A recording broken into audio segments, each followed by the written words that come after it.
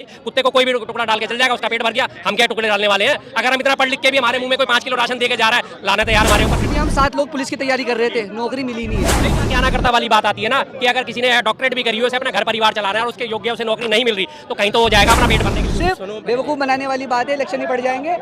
ये सिर्फ दिखा रहे हैं कि अभी नौकरियां हैं, आप हमें वोट दो, नौकरियां मिल जाएंगी, फिर नहीं मिलेंगी, फिर 5 साल के लिए भूल जाएंगे। कावड़ चाहिए या कर्फ्यू? एक बार भी नहीं बोला उन्होंने। नौकरी चाहिए या कर्फ्यू, रोजगार चाहिए या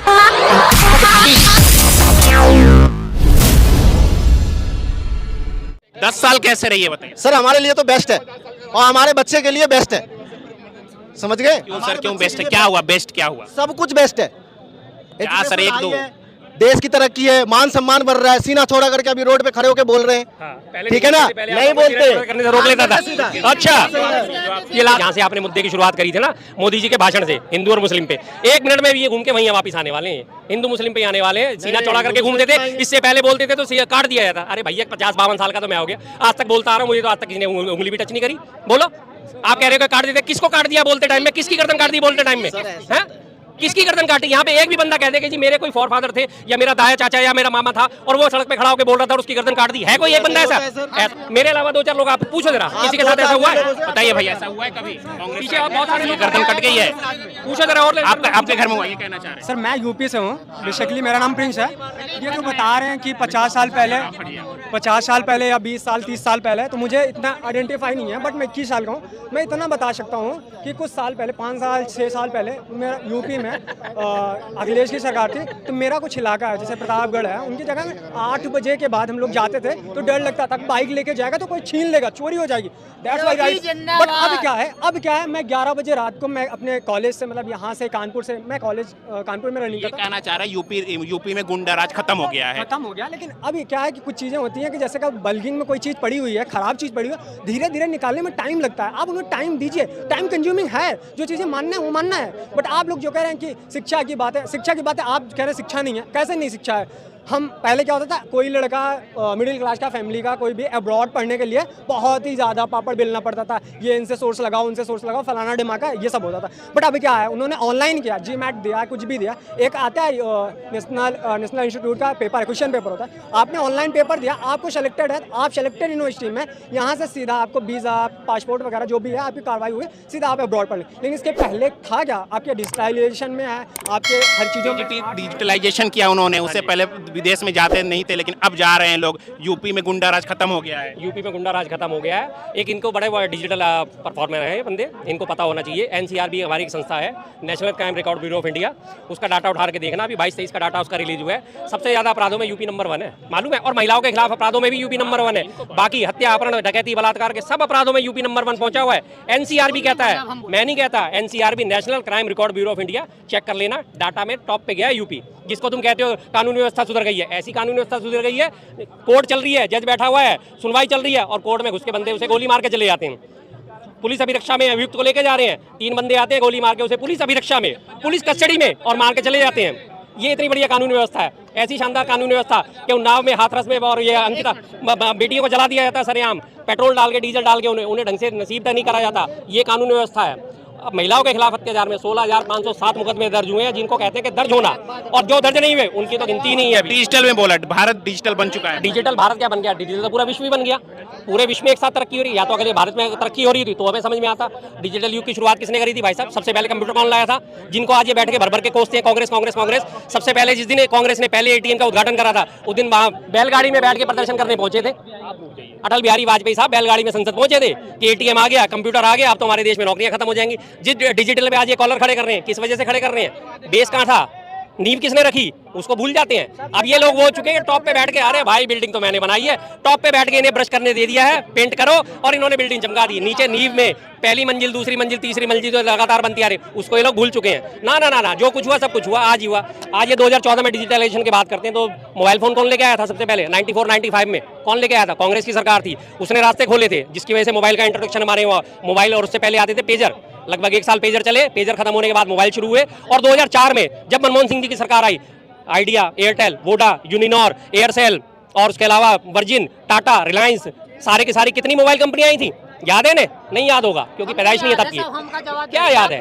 क्या बोलेंगे भाई आगे? अरे रुकिए क्या बोलेंगे? जैसे इन्होंने कहा कि डिजिटलाइजेशन पहले से आई थी, तो मैं कह रहा हूँ उन्होंने थोड़ी चीज़ें अब्रॉड की थी, मतलब थोड़ी चीज़ें बढ़ाई थी, लेकिन जैसे कि उसे हर चीज़ों का, अब ये यूपी की जो कह रहे हैं क्राइम रेट बढ़ गया है, अभी आपने देखा कि क्राइम रेट बढ़ गया है, लेकिन आप सिर्फ उसका रिपोर्ट देख रहे हैं, एक्चुअली रिपोर्ट लिखा डाटा देख रहे हैं, लेकिन मैं ग्राउंड रिपोर्ट देख रहे हैं मतलब ये? मैं फील करके आया हूँ कि मुझे मेरे साथ क्या हुआ था पहले।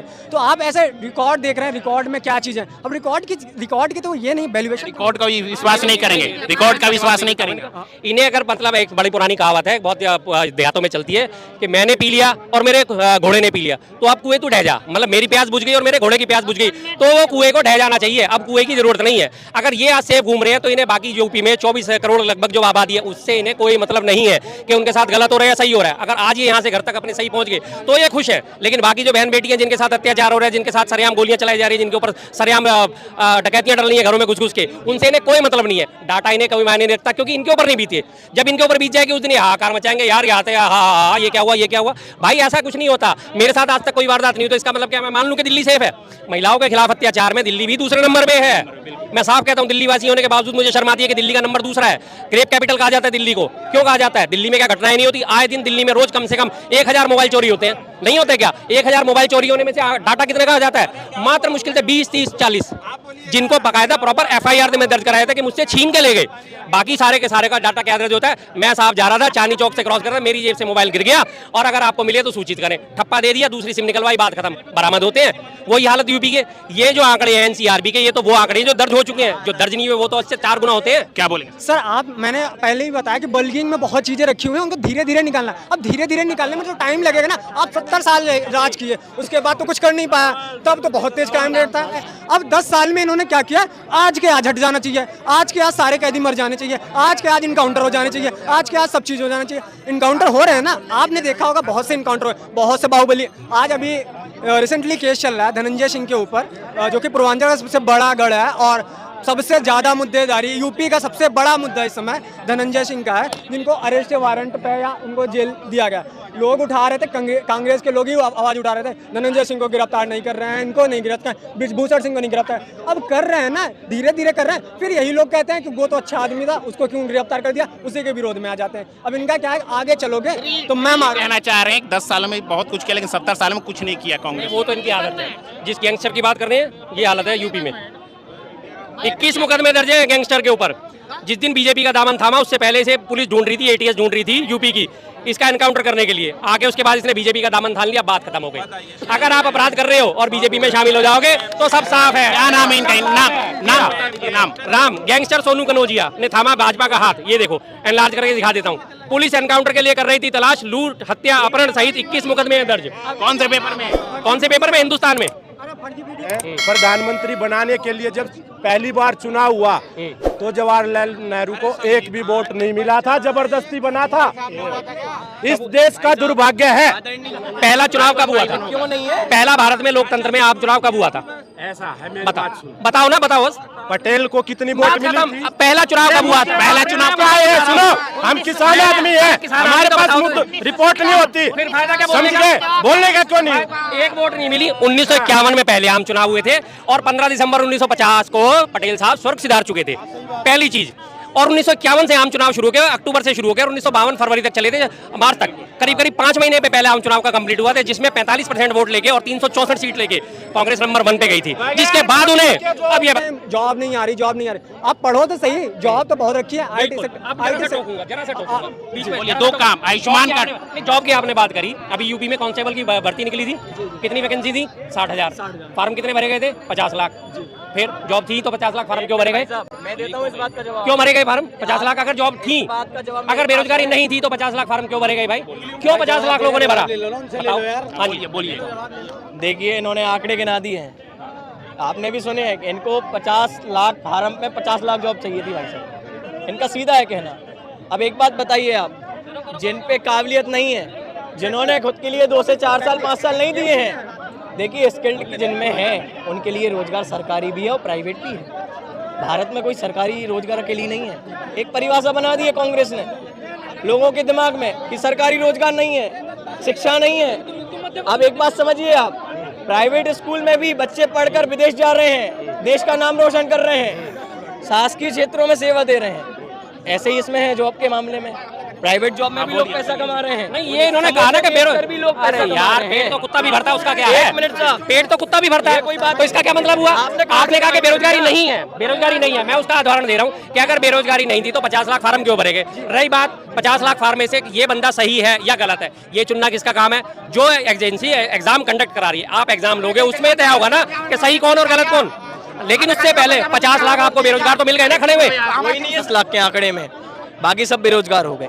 यदि उन पर काबिलियत है ना तो उनको हाथों हाथ लेने खड़ी है, चाहे वह सरकारी कंपनी हो अन्य और चाहे प्राइवेट कंपनी हो। और इन्होंने कहा कि कुत्ता भी पेट भर लेता है, मतलब इनकी नज़रों में कोई जो जमीनी स्तर पे काम करके अपना घर परिवार चला रहा है, देश में योगदान दे रहा है, अपने जीवन को समृद्ध करने की कोशिश कर रहा है, उनकी कोई बकत नहीं है क्या फिर? बिल्कुल है, बिल्कुल है, बिल्कुल है। आपने कहा कि काम तो अगर ऐसा कर लो, पढ़ लिख के MBA करके MPhil करके PhD धारक डिग्री धारक बंदे अगर MTS का फॉर्म भर रहे हैं तो क्या वो रोजगार है? क्या वो रोजगार है? MTS का SSC का पीछे एग्जाम हुआ था, MA वाले PhD वाले बाकायदा डॉक्टरेट करे। MTS क्या होता है? मल्टीटास्किंग सर्विसेज, जिसे पुराने जमाने में चपरासी कहा जाता। अगर एक पोस्ट ग्रेजुएट बंदा चपरासी की पोस्ट के लिए अप्लाई कर रहा है तो क्या हुआ? वो क्या क्या तरक्की करी आपने कहा कि पढ़ने लिखने की बात है, तो ये 50 लाख लोग सारे के सारे 18 साल से ऊपर थे, पढ़े लिखे थे, न्यूनतम योग्यता जो है पेपर देने की वो पूरी करते थे, तभी उन लोगों ने फॉर्म भरा ना। अब उनमें योग्यता है या नहीं है कांस्टेबल बनने की, वो तो एजेंसी तय करेगी ना।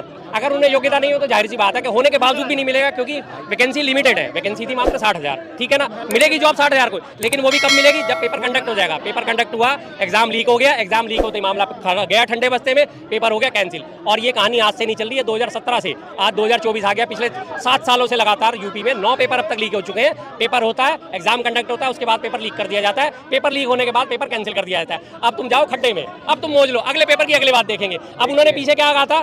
कांस्टेबल का एग्जाम कैंसिल कर दिए, अगले 6 महीने बाद हम इसको देखेंगे, तब तक चुनाव निपट जाएगा। तब तक उससे पहले क्या योगी जी का नारा था? कावड़ चाहिए या कर्फ्यू? एक बार भी नहीं बोला उन्होंने। नौकरी चाहिए या कर्फ्यू, रोजगार चाहिए या कर्फ्यू, शिक्षा चाहिए या कर्फ्यू, स्वास्थ्य चाहिए कर्फ्यू। उन्हें पता है ये यूपी के लोग हैं, इन्हें सिर्फ एक ही चीज़ पे बहलाया जा सकता है। इन्हें कावड़ उठाने के लिए कह दो, इन्हें जय श्री राम लगाने के लिए कह दो, इन्हें नौकरी से किसी चीज़ से कोई लेना देना नहीं है। और ये लोग ये साबित करते हैं इस चीज़। देखिए, ये बात तो स्पष्ट है कि यदि कांग्रेस की विचारधारा की तरफ कोई भी कार्यकर्ता झुकता है तो वो एक आदमी की तरफ झुक जाता है। उसको संविधान से कोई मतलब नहीं है, उसको आस्था से कोई मतलब नहीं है। जैसे अभी इन्होंने स्पष्ट किया, इन्होंने हर मुद्दे को छोड़ के भगवान श्री राम को पकड़ लिया। मैं नहीं पकड़ता, एक मिनट, मुद्दा भी मोदी एक ने पकड़ा 2 दिन मिनट, पहले। इन्होंने रोजगार की बात छोड़ के पहले आंकड़े गिनवा दिए 50 लाख। उसके बाद यदि जिनको रोजगार मिला उनसे ध्यान हट गया। आप देखिए, एक मिनट, काबिलियत के दम पर जिनको रोजगार मिला है, चाहे उन्होंने MPhil की डिग्री की हो, MTech की डिग्री की हो, कुछ भी किया हो, इन्होंने एक तरफ मल्टीटास्किंग स्टाफ पर उंगली उठा दी। क्या मल्टीटास्किंग स्टाफ मेहनत करके अपनी नौकरी नहीं करता है? एक मिनट, आप एक पीड़ित मत बनो। पीड़ित नहीं बनो। मतलब क्या होता है कि मैंने मल्टीटास्किंग स्टाफ पे उंगली उठा दी। मल्टीटास्किंग स्टाफ के लिए न्यूनतम योग्यता क्या होती है? 8वीं पास, 8वीं आप 10वीं कर दी है, उससे ज़्यादा नहीं होती, 10वीं हो गई है। मेरा कहने का सिर्फ यही मतलब है, ना मैं उनका कभी कहला था। यहाँ पे जो सफाई कर्मचारी है उसकी भी बिल्कुल इतनी इज्जत है जितनी का IAS ऑफिसर की है। लेकिन अगर बंदे ने तैयारी तो सारी IAS की करी और उसके बावजूद उसे नौकरी नहीं मिल रही और उसे अगर वो झाड़ू लगाने का काम मिलेगा तो क्या ये इज्जत है? मेरा कहने का सिर्फ ये। 17 लोग पुलिस में, हाँ जी। मेरे पापा, मेरे चाचा, मेरे भैया। अब जो हमारी जनरेशन चल रही है ना, अभी भी हम 7 लोग पुलिस की तैयारी कर रहे थे, नौकरी मिली नहीं है। लाइव एग्जाम्पल समझिए, ये कहना चाह रहे काबिलियत नहीं थी इनकी, इसीलिए नहीं। नहीं, इनमें काबिलियत है, तो फिर क्यों नहीं मिला? इन्होंने यदि पढ़ा है, ये योग्य हो गए हैं। वैकेंसी कहाँ है आप बताओ समझिए ना। मेरे घर में ऑलरेडी देखिए, 17-18 पुलिस वाले हैं, ठीक है। अभी हमारी जनरेशन शुरू हुई है, यही 2010, 14, 15 जब से हुई है। अभी जितनी भी वैकेंसी आ रही है, आती हैं, पेपर हम देने जाते हैं और नौकरी नहीं है। लीक हो गया, लीक ऐसे कैसे हो जाएगा भाई? सिर्फ बेवकूफ़ बनाने वाली बात है। इलेक्शन ही पड़ जाएंगे, ये सिर्फ दिखा रहे हैं कि अभी नौकरियां हैं, आप हमें वोट दो, नौकरियां मिल जाएंगी, फिर नहीं मिलेंगी, फिर 5 साल के लिए मिल जाओ। आप खुद अपने योग्यता के दम पर नौकरी नहीं ढूंढने की जगह आप जिनकी कम की एलिजिबिलिटी है उनमें अप्लाई कर रहे हैं, तब आप मल्टीटास्किंग स्टाफ बनेंगे। ऑटोमेशन से आपको जबरदस्ती तो कहीं से कर नहीं दिया जाएगा, आपको स्पष्ट हुआ ही है। दूसरी बात पे इनकी बात तो क्या है? इनकी है कि जब इन्होंने 5 साल या 3 साल अपने जीवन के दिए हैं पुलिस की वैकेंसी के लिए, इन्होंने रीजनिंग भी पढ़ी होगी। आपका जीवन का मुख्य लक्ष्य क्या है? देश की सेवा करना। बिल्कुल है, आप एयरफोर्स में जा सकते हैं। एक मिनट, नहीं सर, एक मिनट समझिएगा, एक मिनट समझ। एज क्या होती है एयरफोर्स की? एयरफोर्स की एज क्या होती है? देखिए सर, एज की बात नहीं चल रही है। गवर्नमेंट में एज लिमिट भी आता है। फोर्स की बात करें, फोर्स में इन्हें पता है भारतीय सेना में 2 लाख पद खत्म कर दिए गए। 2019 के बाद जब कोविड आया था, सिलेक्टेड कैंडिडेट जो थे बाकायदा सिलेक्ट कर लिए गए थे और उसके बाद उन्हें होल्ड पे डाल दिया गया और उसके बाद उसकी पूर्ति किससे करी जा रही है? 4-4 साल के अग्निवीर से। केंद्रीय सरकार में 3 लाख पद खत्म कर दिए, रेलवे में 3 लाख पद खत्म कर दिए, पीएसयू जितनी भी बनी हुई हमारी भेल गेल सेल जिस तरह की जितनी भी पीएसयू उनमें सारे में मिला के पद खत्म कर दिए 3 लाख। करीब करीब 11 लाख पद सरकार खत्म कर चुकी है, सृजित करने के बदले 11 लाख पद खत्म कर चुकी है। तो मरता क्या ना करता वाली बात आती है ना कि अगर किसी ने डॉक्टरेट भी करी हो, उसे अपना घर परिवार चला रहा है और उसके योग्य उसे नौकरी नहीं मिल रही तो कहीं तो वो जाएगा अपना पेट भरने के लिए। अगर उसे नौकरी आज एमटीएस की भी मिलेगी, वो फिलहाल क्या चाहता है? यार फिलहाल एमटीएस तो मिले, कम से कम मैं अपने खाने कमाने का तो जुगाड़ करूं, उसके बाद आगे कहीं होगा तो मैं प्रमोट हो जाऊंगा। मतलब वो होता है, मतलब ये नहीं होता जिस बात का मैंने आपको उदाहरण दिया था ना कि पेट तो कुत्ता भी भर लेता है, लेकिन कुत्ते के पेट भरने से और इंसान के पेट भरने में जमीन आसमान का फर्क है भाई। कुत्ते को कोई भी टुकड़ा डाल के चल जाएगा, उसका पेट भर गया, हम क्या टुकड़े डालने वाले हैं? अगर हम इतना पढ़ लिख के भी हमारे मुंह में कोई 5 किलो राशन दे के जा रहा है, लानत है यार हमारे ऊपर। फिर तो हर एक चीज की सीमित एक मिनट आप एयरफोर्स की बात कर रहे थे, एक बात ही बोल पाया हूं भाई। बात तो सुन लीजिए ना, वही सुनिए, उसी का जवाब दे रहा हूँ। उसके लिए करना पड़ता है एनडीए, ठीक है? मैं कॉमर्स का स्टूडेंट हूँ, मैं पुलिस में जा सकता हूँ तो भाई मैं कैसे करूँगा? सबके अकॉर्डिंग सोचना पड़ेगा ना भाई, सबकी फील्ड अलग है, इंटरेस्ट अलग है। मेरा पुलिस में इंटरेस्ट है, मेरे छोटे भाई का है, तो हम क्यों जाएंगे उसमें? इसका जवाब दो, वैकेंसी कहाँ है? बस मुझे ये जवाब चाहिए, वैकेंसी कहाँ है सर? वैकेंसी कहाँ? आदमी बढ़ रहा है, वैकेंसी इंटरेस्ट है यदि देश सेवा में और काबिलियत है तो उसके लिए नौकरी है। और आप यदि कहाँ है सर? वही है, वही तो सवाल है। यही है। आप 140 करोड़ के देश में रह रहे हैं, यहाँ क्या बजवा? मैंने वैकेंसी है, जवाब देने के बावजूद भी नहीं समझ नहीं आ रहा। वैकेंसी कितनी है? इन्हीं के यूपी का उदाहरण देता हूँ। वैकेंसी कितनी है? 60,000। एप्लीकेंट कितने हैं? 50 लाख। तो वैकेंसी कहाँ है भाई? 50 लाख नहीं होते वैकेंसी में तब मानता जब 60,000 वैकेंसी के लिए अगर 6 लाख फार्म आते, 10 लाख आते, 12 लाख आते, 18 लाख आते, चलो 3 गुना आ जाते, 4 गुना आते, तब मानते कि हाँ जी चलो इतना तो जायज है। सीधा 100 में से 1 को वैकेंसी तुम्हें मिल रही है, 99 लोग तो बेरोजगार हैं भाई, तो वैकेंसी कहाँ है? 100 में से आप 20 लोगों को भी कम से कम रोजगार दो तो बात समझ में आती है। 64,000 कर्मियों ने छटनी हुई। अब आप कह रहे हो कि नौकरी कहाँ है? 64,000 कर्मी आईटी कंपनी ने निकाल दिए। एक क्वेश्चन मैं आपसे पूछना चाहता हूँ कि कल को कांग्रेस गवर्नमेंट आ जाएगी सर, एक मिनट बताओ, जो इंडिया गठबंधन आ गया तो वो कल से आपको वैकेंसी मिल जाएगी?